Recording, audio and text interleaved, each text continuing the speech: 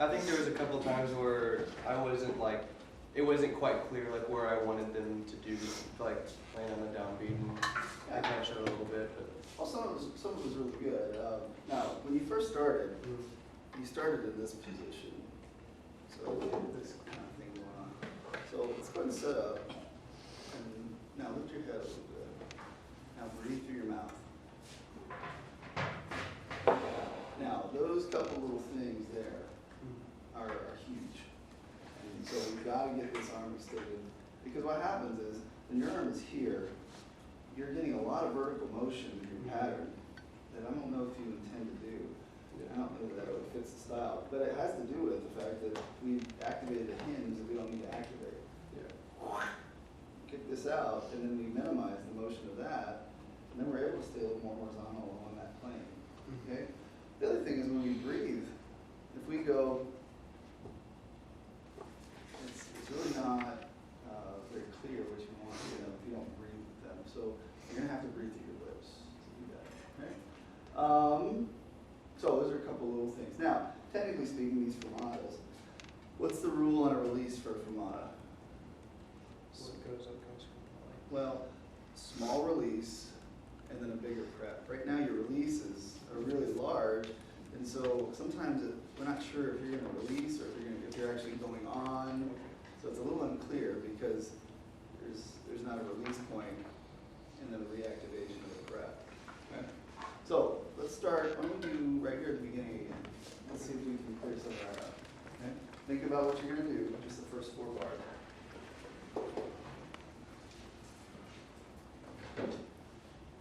Okay, now, yeah, there. Now let's do that again. Okay, so here's what you did the first time. Now, think about where we activate. Where it's a rotation from here. Bring your arm into position. That's it, okay?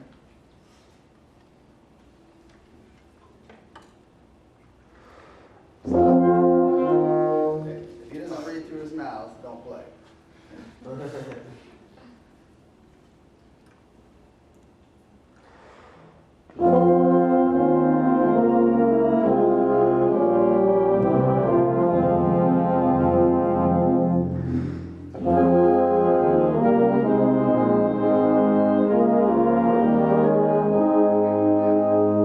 Rule number 2 zillion of conducting.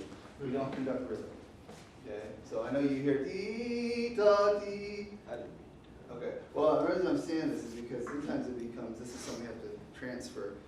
As a player, we play the rhythm, and it's their job to play the rhythm. But if we start showing those things, and I'm saying not just for you, but for all of us, if we start showing rhythm, that's very difficult for the players. Because they don't, then all of a sudden it's like, whoa, what was that? I mean, it's their job to play the rhythm. And if we don't show them something even to play against, then it becomes very difficult. So let's try that again. You're ready to breathe.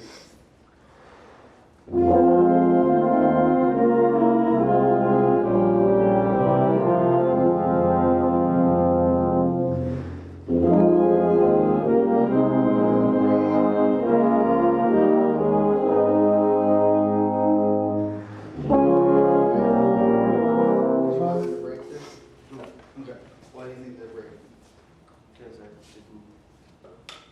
I didn't make the downbeat clear, or I'm not breathing with them, or. Well, it's not really about breathing. It's just that when you're moving in this direction and you all of a sudden move another direction abruptly, that angular motion, it's like their air is doing this, and as soon as you leave that, if you do it abruptly, they're going to take a breath. Number one, because they need to breathe. But unless you insist upon them not doing it, they're going to do it. Okay, so there has to be some sort of a lead looking at them. We're not breathing here, we're not breathing here, we're not breathing here, and then we will them over the bar line.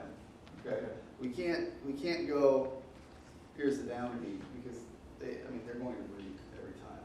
Okay, so it's a subtle motion leading them forward so they don't break that. Okay, start measure 4. Measure 4.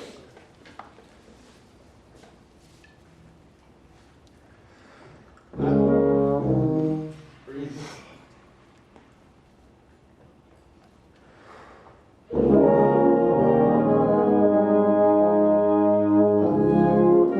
Let's do it again. Now, you didn't stop that time, but you looked away from them. Okay, now, watch this motion real quick. We're moving, I'm looking at them. If I look away from them, it's kind of the same thing as like braking. I mean, they're going to breathe. You have to, it's difficult on a wind instrument to not do that. So you're gonna have to stay with them through that moment to encourage that not to happen. Okay, last time.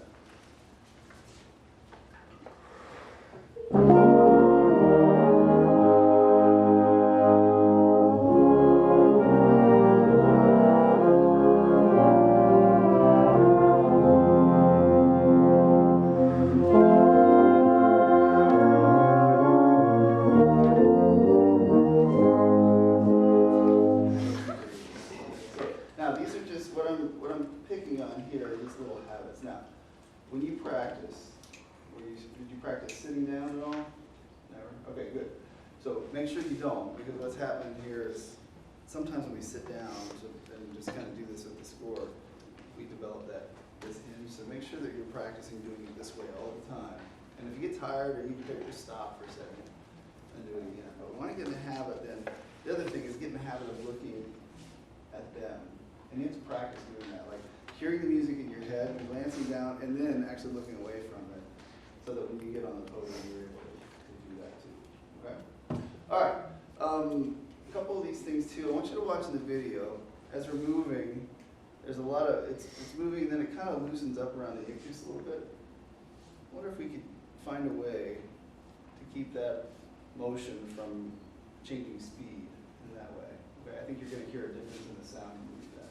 Okay, so for you, you got to practice breathing through your lips, and it's different because you don't do that necessarily as a percussionist all the time. So that's just kind of reconditioning that. Okay, and then just practice the motion of this fermata, small release, big prep, so that we can have that clarity. Okay, all right, Colin.